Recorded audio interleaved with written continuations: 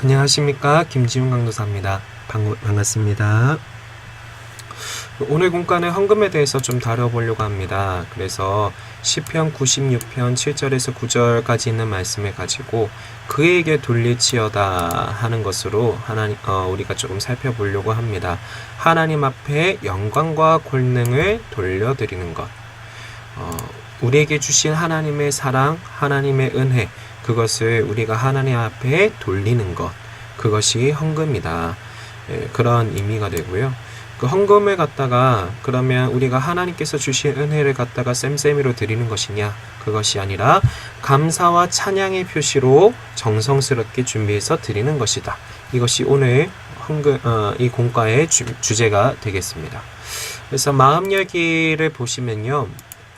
헌금에 대해서 정말 많은 생각들, 많은 고민들을 하는 것을 우리가 볼 수 있습니다. 어떤 사람들 같은 경우는 헌금에 갖다가 하나님의 말씀을 들었으니까 말씀을 들은 값으로 드리는 것이다. 돈이 필요하니까 그냥 돈을 내는 것이다. 기부금이다. 여러 가지 생각들을 할 수 있잖아요.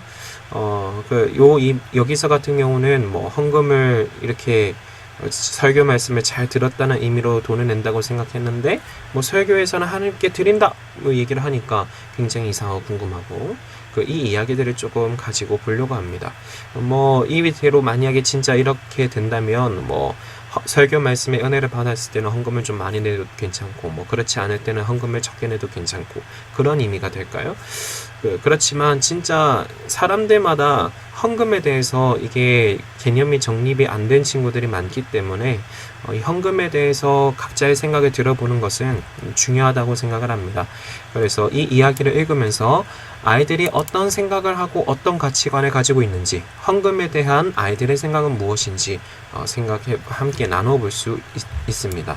이야기를 읽으면서 어떤 생각을 했는지, 나는 헌금에 대해서 궁금증을 느껴보거나 갈등을 느껴본 적이 있었는지, 나는 왜 헌금을 드려야 된다고 생각을 하는지, 이런 것들을 갖다가 우리가 조금 편안하게 나누면서 너는 이렇게 생각했구나, 너는 그랬구나, 내 생각과 달라도 그래, 너는 그랬었구나 받아주시면서 그렇게 대화를 진행을 해주시면 감사하겠습니다. 말씀 들여다보기, 그렇게 헌금에 대해서 오픈마인드가 되었으면요, 말씀을 조금 들여다보는 시간이 되었으면 좋겠습니다. 본문을 읽어드리겠습니다. 만국의 족속들아, 영광과 권능을 여호와께 돌릴지어다. 여호와께 돌릴지어다. 여호와 이름에 합당한 영광을 그에게 돌릴지어다. 예물을 들고 그의 궁정에 들어갈지어다. 아름답고 거룩한 것으로 여호와께 예배할지어다. 온 땅이여 그 앞에서 떨지어다. 자, 만국의 족속들은 여호와께 무엇을 돌리려고 하십니까? 7절에 보면요, 하나님 앞에 영광과 권능을 돌려라 말씀을 하시죠. 자, 예물은 무엇에 준하여 드리나요? 하나님 앞에 영광과 권능을 돌려드리는데 예물을 드리라고 하세요. 8절에 보니까 예물을 들고 그의 궁정에 들어가는데 여호와의 이름에 합당한 영광, 그것을 돌리면서 그 하나님 앞에 합당한 영광에 준해서 예물을 준비해서 들고 가는 문맥상의 의미가 그러하죠. 자, 하나님께 드리는 예물은 어떠한 것이어야 됩니까? 아름답고 거룩한 것으로 예물을 드리라고 하십니다. 이렇게 성경에서 이렇게 말씀하시는데 이 의미들이 무엇인지 3번 말씀 생각해 보기 위해서 나눠보고자 합니다. 자, 7절에 보니까 하나님 앞에 영광과 권능을 돌린다라고 이야기를 하죠. 이것이 의미가 무엇인가를 물었습니다. 원어로 영광은 영예스러운 것, 그러니까 굉장히 칭찬받을 만한 것, 칭찬의 극치, 찬양도 영광에 속할 수 있죠. 그래서 굉장히 영예스러운 것을 하나님 앞에 돌려드린다. 영광을 하나님께 돌려드린다. 하나님 앞에 극한의 칭찬을 드린다. 이런 의미가 될 수 있겠습니다. 권능은 힘이지요. 모든 업적들, 모든 이루신 것들, 우리에게 주신 모든 것들, 내가 이렇게 된 모든 것들이 하나님으로부터 말미암은 것입니다. 이것을 하나님 앞에 돌려드리는 것, 그것이 권능을 돌린다라는 의미가 되겠지요. 그래서 정리해서 영광은 하나님 앞에 극한의 칭찬, 권능은 이 모든 업적이 주님으로부터 나왔습니다. 그것이라고 할 수 있습니다. 그러면 왜 하나님께입니까? 왜 하나님께 영광과 권능을 돌려드려야 됩니까? 정말 여러 가지 이유가 있어요. 그렇지만 이 특별히 시편 96편에서는요. 우리가 성경 구절을 조금 보면 이해하기가 쉬울 텐데요. 한번 잠깐 보도록 하겠습니다. 자, 1편부터 이렇게 쭉 하나님을 찬양하라는 내용이 나오는데요. 보면 96편 3절에 보면은 그의 기이한 행적을 만민 가운데 선포할지어다 얘기를 하세요. 하나님께서 이스라엘에게 행하셨던 기이한 일들, 놀라운 일들, 신비한 일들, 기적적인 일들, 하나님께서 그들에게 행하셨던 그 일들을 찬양하며 감사하라는 의미지요. 어떻게 하셨습니까? 이스라엘 백성들이 이집트에서 종노릇하고 있었을 때 하나님께서 그들을 구원해 주셨잖아요. 출애굽하게 해주셨잖아요. 그때 10가지 재앙을 하나님께서 허락하시면서 피, 개구리, 우박, 독종, 장자를 뺏어가는 해와 해가 가려지고 손을 덮을 만한 흑암도 생기고 그런 기적들을 가지고서 하나님께서 이스라엘 백성들을 구원해 주셨잖아요. 바로가 보내지 말 것 후회하면서 군사들을 이렇게 보낼 때 불기둥으로 하나님께서 지켜주시고, 그렇죠. 그 다음에 홍해를 갈라서 건너게 하셨죠. 그 다음에 40일이면 되는 광야를 갔다가 불평불만해서 40년 동안 이렇게 돌게 하셨을 때에 하나님께서 만나를 주셨어요. 메추라기도 보내주셨어요. 조금만 더 가면 엘림이라고 하는 오아시스가 있었지만 오아시스 가기 전에 물이 없다고 불평하니까 하나님께서 반석에서 물도 솟게 하시고, 그렇죠.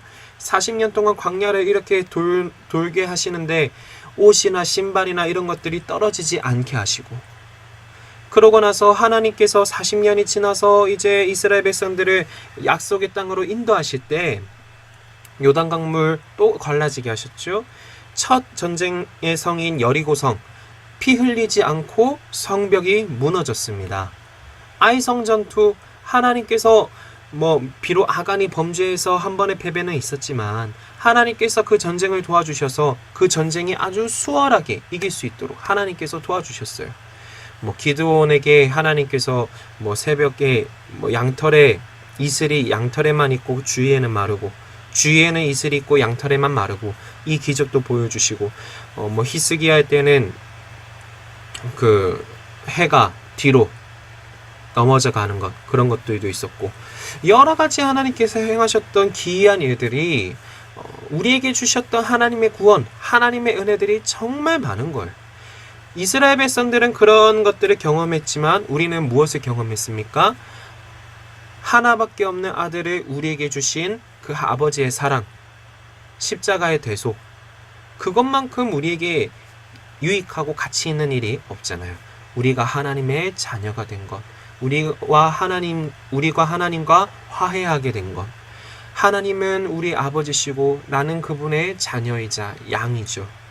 그렇게 하나님의 사랑과 돌보심을 받고 죽고 난 다음에는 천국에 가고 평생 하나님과 상관없이 하나님과 아무런 관계없이 그렇게 살다가 하나님 없이 태어나서 하나님 없이 살다가 하나님 없이 죽을 인생이었지만 하나님께서 우리를 건져주셔서 이제는 하나님의 자녀가 되게 해주시고 천국에까지 인도해 주시는 그것이 너무나 그 은혜가 크잖아요.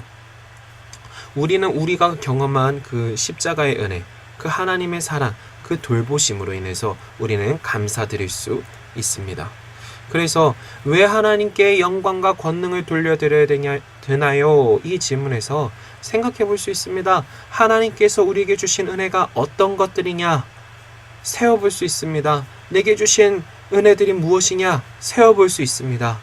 우리에게 주신 절대적인 은혜, 구원의 은혜 때문에 하나님 앞에 영광과 권능을 돌려드려야 되고요. 그리고 각각 개인에게 주셨던 그 은혜들 때문에 서로에게 각각 다른 은혜들을 주셨잖아요. 그 은혜들 때문에 하나님 앞에 영광과 권능을 또한 돌려드릴 수 있습니다.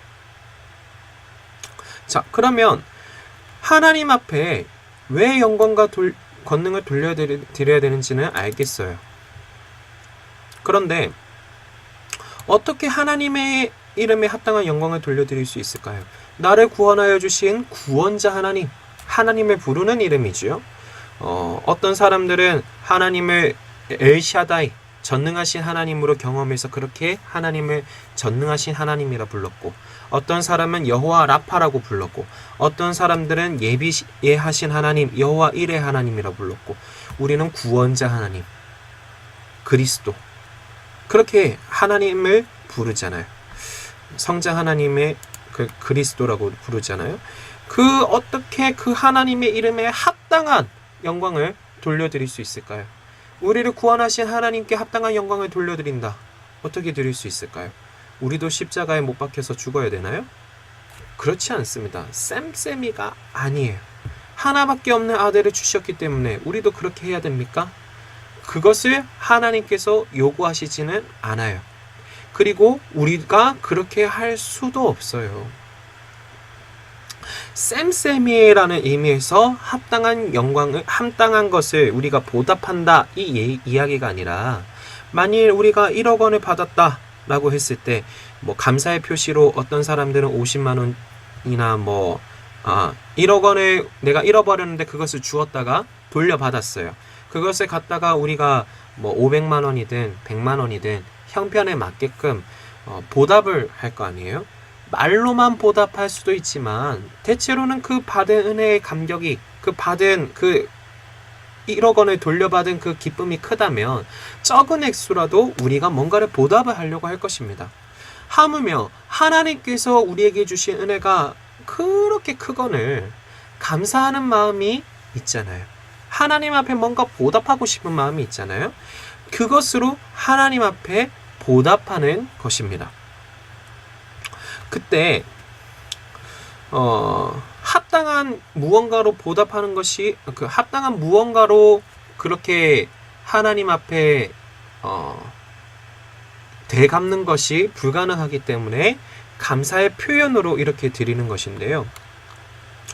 하나님께서 요구를 하시는 것이 보면은 예물을 들고 하나님 앞에 나아가라고 하십니다.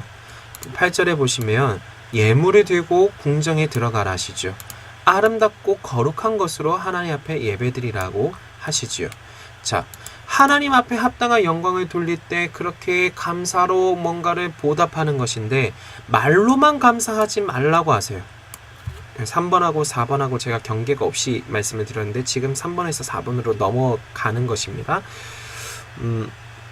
하나님께서 빈손으로만 감사하라 하지 않으시고, 하나님께서 빈손으로만 그것을 말로만 하나님께서 받기를 원하시는 것이 아니라 각 사람의 형편에 맞게끔 그 각 사람들이 형편에서 아름답고 거룩한 것, 그 각자의 형편에서 하나님 앞에 드릴 수 있는 그 값진 표현들, 그것을 하나님 앞에 드리라는 것이죠. 그래서 이 예물이 원어로는 선물, 기프트의 의미를 지닙니다. 하나님께서 우리에게 뭔가를 정해주신 건 아니에요. 내가 이만큼 너에게 나의 아들을, 하나밖에 없는 아들을 너에게 주었는데, 야, 그러면 너희 예배 때마다 한 100만 원은 내야 되지 않겠니? 이렇게 요구하시지 않으셨어요. 단지 하나님께서는 우리 형편에 맞는 선물을 하나님께서 바라시는 거예요. 그래서 예수님의 말씀 중에서 예수님께서 회당에서 사람들이 헌금하시는 것을 보시는데 앞에 부자들이 헌금을 했지요. 그 뒤에 과부가 500원짜리 2개 그것을 헌금을 했지요. 예수님께서 그 모습을 보시고서 그 부자들이 헌금을 많이 했다 하셨습니까? 아닙니다. 과부가 이 부자들보다 더 많이 했다고 하세요. 왜? 부자들은 자기 있는 그 소유를 하나님 앞에 드렸지만 이 과부는 자신의 가진 전부를 하나님 앞에 드렸다. 우리 예수님께서 그렇게 얘기를 하시고 그렇게 받으신 거예요. 그래서 절대적인 가치에서의 어떤 그 액수를 하나님께서 바라시는 것이 아니라 나의 기준에서, 나의 입장에서 지금 아름답고 거룩한 것을 주님께서 받으시고 그것을 기뻐하신다는 것이죠. 나의 형편에 맞게 아름답고 거룩한 것으로 정성을 담아서 감사를 표현을 합니다. 그래서 하나님의 이름에 그 하나님의 이름에 맞춰서 합당한 무언가를 우리가 보답할 수는 없어요.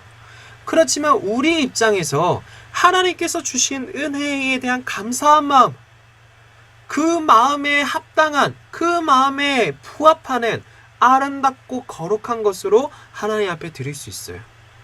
주신 은혜 그대로 보답하려고 하면 불가능하지만 내 마음에 내게 주신 은혜들을 감사하는 마음, 하나님 앞에 보답하고 싶은 그 마음들, 내 형편에 맞게 아름답고 거룩한 것으로 하나님 앞에 드릴 수 있다는 의미입니다.